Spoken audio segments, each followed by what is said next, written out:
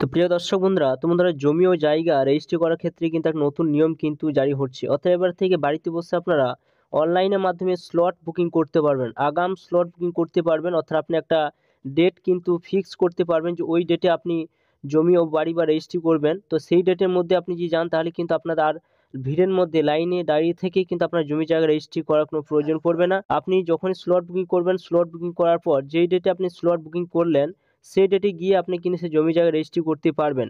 অর্থাৎ আপনাদের ভিড়ের মধ্যে আপনাদের আর পড়তে হবে না। তো চলুন আরো সম্পূর্ণ জানবো কি কি নিয়ম রয়েছে, কিভাবে স্লট বুকিং হবে। তো আপনারা সম্পূর্ণ দেখতে থাকুন, চ্যানেলটা অবশ্যই আপনারা সাবস্ক্রাইব করে। তো দেখুন এখানে যেটা বলা হয়েছে, অনলাইনে আগাম স্লট বুকিং করে সারা যাবে জমি বাড়ি রেজিস্ট্রেশন। অর্থাৎ আপনি আগে থেকে কিন্তু একটা স্লট, একটা তারিখ কিন্তু আপনি ফিক্স করতে পারবেন যে ওই ডেটে আপনি জমি বা জায়গা আপনি রেজিস্ট্রেশন করবেন। যেমন ড্রাইভিং লাইসেন্স করতে গেলে বা আধার কার্ড করতে গেলে যদি আপনি স্লট বুকিং করে যান তাহলে কিন্তু আপনাকে ওই টাইমের মধ্যেই আপনি কিন্তু সেখানে গিয়ে একটা লাইনের আর প্রয়োজন পড়ে না। সেখানে গেলেই কিন্তু আপনার ওই ডেটের মধ্যে আপনি করতে পারবেন। সেই প্রক্রিয়া কিন্তু শুরু হচ্ছে জমি জায়গা রেজিস্ট্রেশন করার জন্য। এবারে সেটা করবেন কিভাবে? তো এখানে বলা হয়েছে যে জমি বাড়ি রেজিস্ট্রেশন করতে গিয়ে হয়রানির দিন শেষ হতে চলেছে।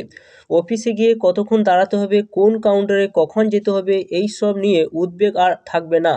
কারণ পাসপোর্ট অফিসের মতো এই ক্ষেত্রে চালু হচ্ছে কিউ ম্যানেজমেন্ট ব্যবস্থা। পাসপোর্টের জন্য এখন যেভাবে অনলাইনে অ্যাপয়েন্টমেন্ট নিতে হয়, সেভাবে জমি বাড়ি রেজিস্ট্রেশন জন্য সময় নেওয়া যাবে আগে থেকে। তো দেখতে পাচ্ছেন এখানে যেটা উল্লেখ করা হয়েছে, আপনি জমি জায়গা রেজিস্ট্রেশন করার সময় আগে থেকে আপনি স্লট বুকিং করতে পারবেন। অনলাইনে স্লট পেয়ে সেই মতো রেজিস্ট্রেশন অফিসে হাজির হলে মিলবে একটা টোকেন। তো দেখতে পাচ্ছেন আপনি যখন অনলাইন রেজিস্ট্রেশন স্লট যখন আপনি পেয়ে যাবেন, তখন স্লট মতো সেই রেজিস্ট্রেশন অফিসে গিয়ে হাজির হলে মিলবে একটা টোকেন। আপনাকে একটা টোকেন দেওয়া হবে। অফিসে প্রতিটা কাউন্টারের সামনে লাগানো থাকবে বৈদ্যুতিন ডিসপ্লে বোর্ড, যেটা এখানে উল্লেখ করা হয়েছে।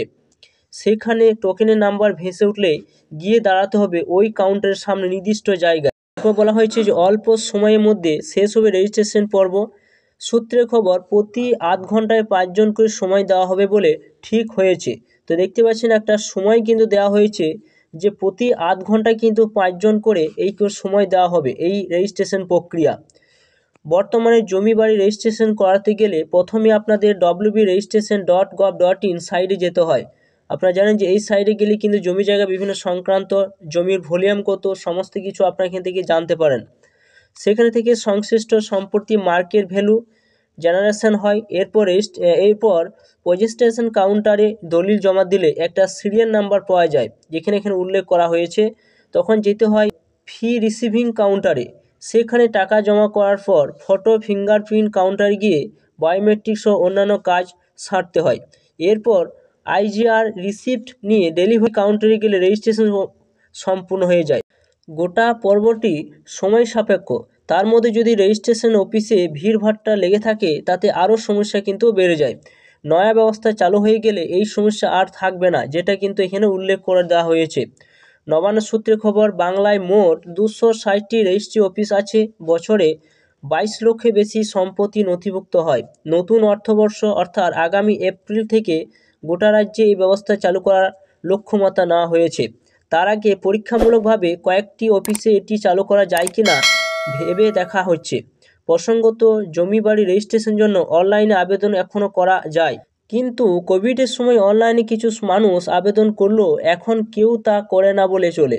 নতুন নিয়মে অনলাইনে আবেদন সহ একমাত্র উপায় বলে বিবেচিত হবে। নবান্ন সূত্রে আরও খবর যে চলতি অর্থবর্ষে এপ্রিল থেকে ডিসেম্বর পর্যন্ত এই খাতে আদায় হয়েছে 6,000 কোটি টাকা, যা গত অর্থবর্ষে এই সময়কালের তুলনায় 30% বেশি। গত অর্থবর্ষে পুরো সময়কালে যেখানে 6,150 কোটি টাকা রেজিস্ট্রেশন বাবদ এসেছিল, সেখানে এখন 6,000 কোটি এসে গিয়েছে। কোভিডের সময় স্ট্যাম্প ডিউটিতে যে ছাড় দিয়েছিল গত জুলাই রাজ্য তা তুলে নেয়। তখন অনেকে আশঙ্কা প্রকাশ করেছিলেন এর ফলে আদায় কমে যাবে, কিন্তু এই পরিসংখ্যান থেকে স্পষ্ট, ছাড় তুলে দেওয়া পরেও রাজ্য জমি বাড়ি কেনাবেচা এবং রেজিস্ট্রেশন ভাটা পড়েনি, বরং তা আরও বেড়েছে। তো আপনারা জানতেই পারছেন যে জমি জায়গা রেজিস্ট্রেশন করার সময় আপনাদের কিন্তু মোহরি ধরতে হয়। এবার বাড়িতে বসে অনলাইনে আপনি স্লট বুকিং করে আপনি সেখানে গিয়ে আপনারা কিন্তু খুব তাড়াতাড়ির মাধ্যমে আপনার জমি জায়গা আপনি রেজিস্ট্রেশন করতে পারবেন। সেই প্রক্রিয়া কিন্তু রাজ্য সরকার চালু করতে চলেছে।